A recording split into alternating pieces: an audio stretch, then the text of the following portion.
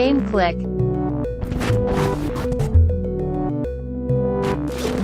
I spent my time playing another game. Was this from EA Originals as well? I think that's I don't think it's technically. I think it literally. Yeah. is. It was literally EA Original. I just think it's This funny. game. I say I think it's funny with your segue. Like, there's very much worse games you could be playing than Tales of Cazura's Owl. I've been playing this. But I've been enjoying this game, so that's not a fair setup for what I'm about to say. I was just thinking about other games that I've severely wasted my time on and my money, but I'm not going to go into them right now. What I do want to shout out is I've been playing Immortals Tales of Aveum. Is that it? Is it Tales of Aveum? It's just Immortals of Aveum. I say Tales of Aveum. I'm stuck in the Tales series right now. Avium's Owl. But no, I know that's not it. Immortals of Aveum. Mm-hmm. So this game came out last year, I believe, and got completely overshadowed. Didn't do anything super great. I remember when I saw some of the ads for it, I was just like, whatever. And I don't recall hearing anything specifically bad about the game. I do want to be clear about that, even when I look at like the time zone of the game, but no one really had anything great to say about it either.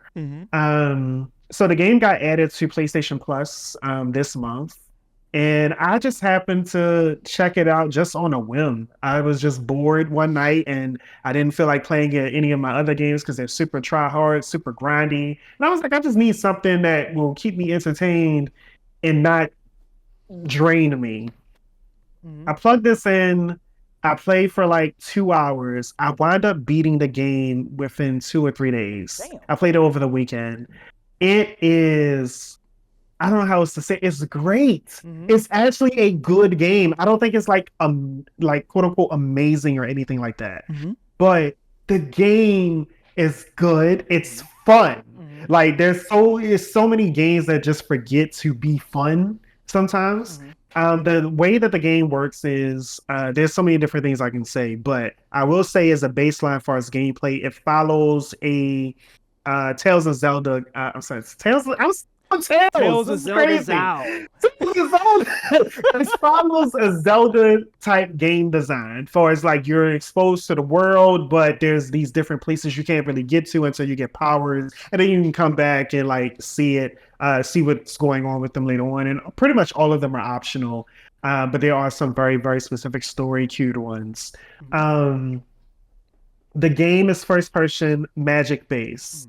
The way it works is that you get 3 gauntlets, and all 3 of them have different power types. They're essentially just based by color. There's red, green, and blue.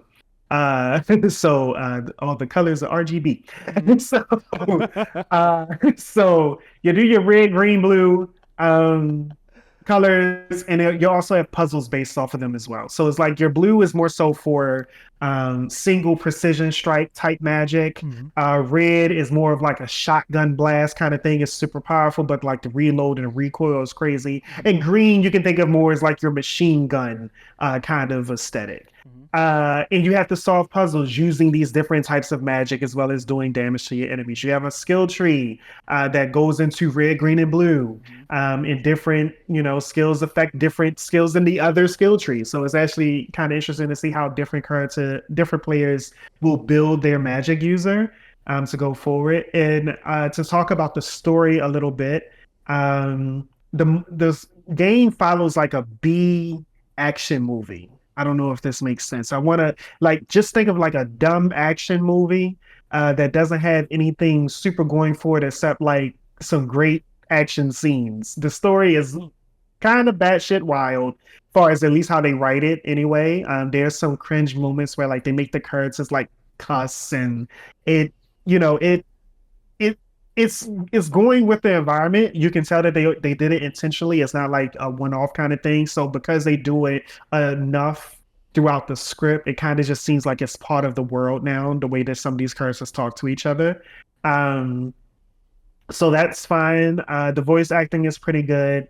The game uses Unreal Engine 5.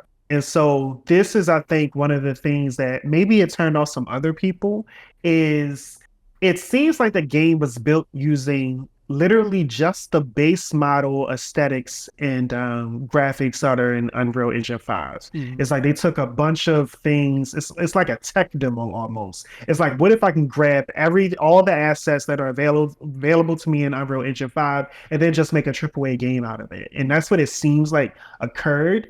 And to that end, there are some bugs that pop up. One of them being there's a specific type of blue gauntlet that you can have that is precision based, and it will just straight up stop working. Like there's no no other way to put it.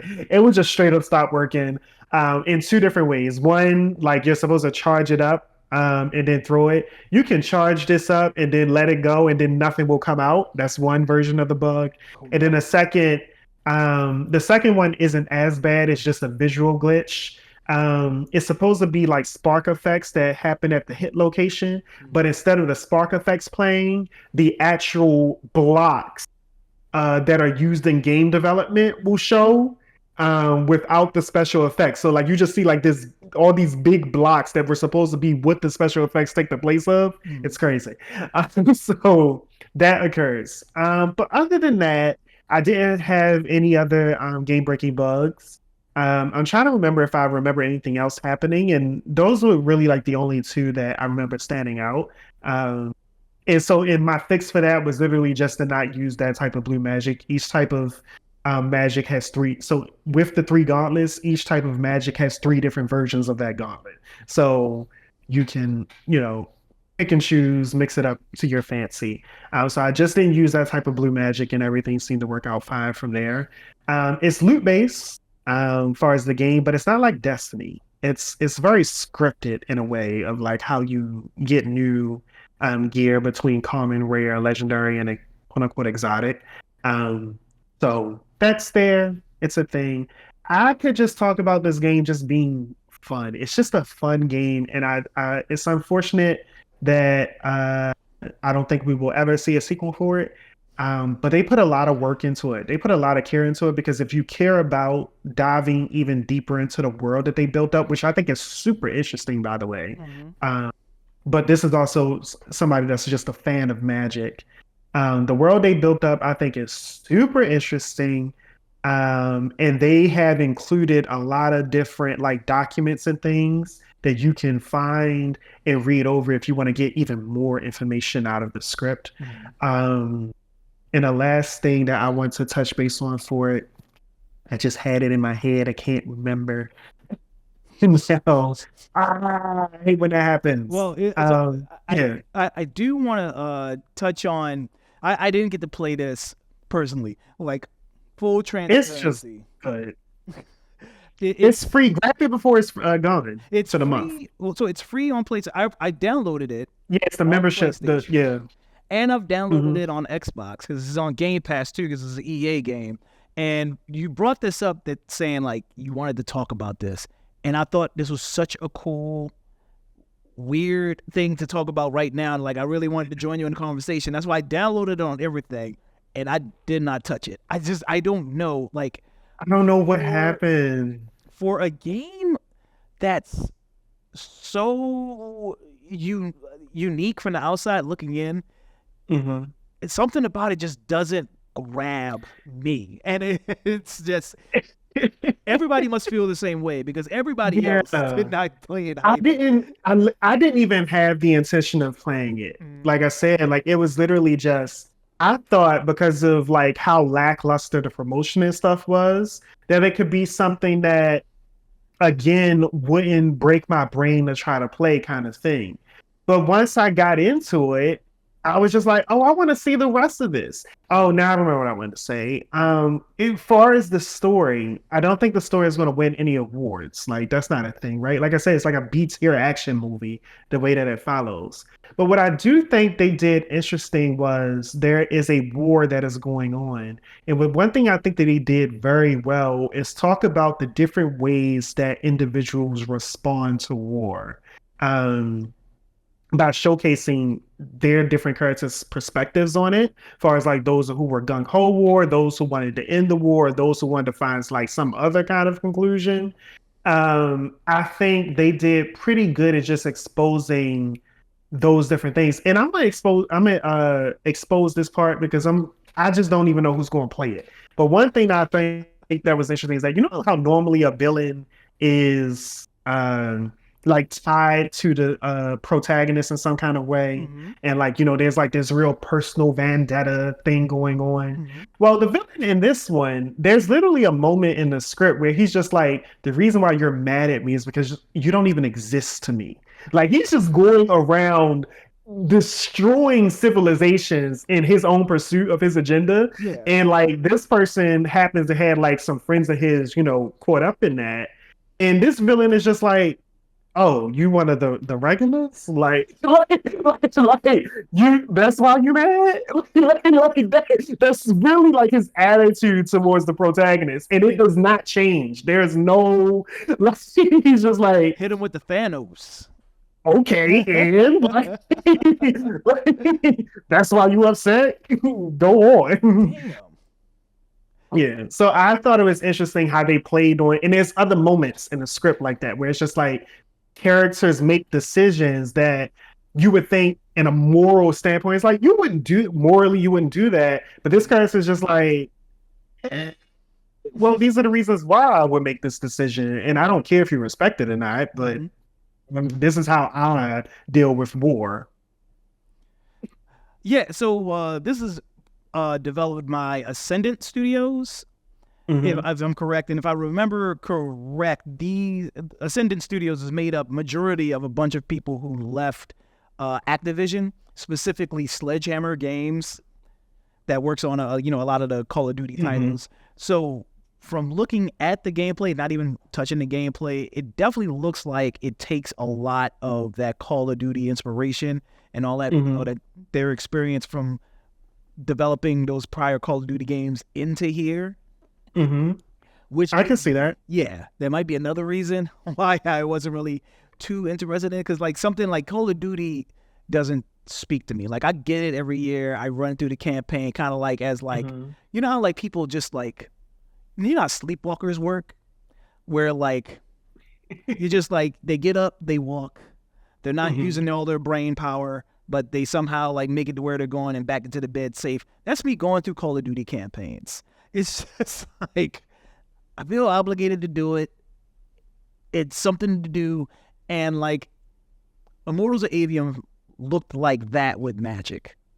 So Magic is interesting, Brian. I don't know what else to put it. I'm trying to think. So I never played a Call of Duty campaign ever. Really, you gotta Ever. at least play Modern Warfare 2. Ever.